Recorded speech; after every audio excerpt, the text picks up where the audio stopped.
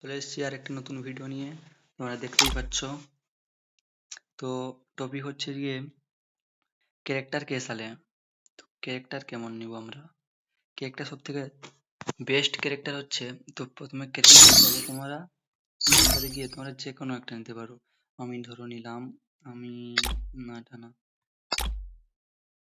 কিলা না, ধরো আমি কোথায় গেল, খুঁজতে হবে সেটা, কই কই, এটা নিলাম, ধরো এই ডামটা নিলাম, একটু ব্ল্যাক করে দিই, আমি পুরো ব্ল্যাক করে দিই, কারণ আমি ব্ল্যাক মানে সেও ব্ল্যাক হোক। তো হয়ে গেছে, ব্ল্যাকই থাক।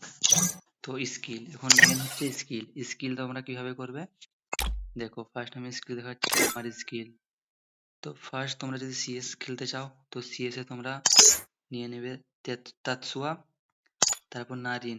নারিন নেবে না তোমরা, নিবে নারিন চলবে না, নারিন তোমরা নিবে এইটা নেবে, এন্ড্রিউ দ্য ফায়ার্স, এটা নেবে।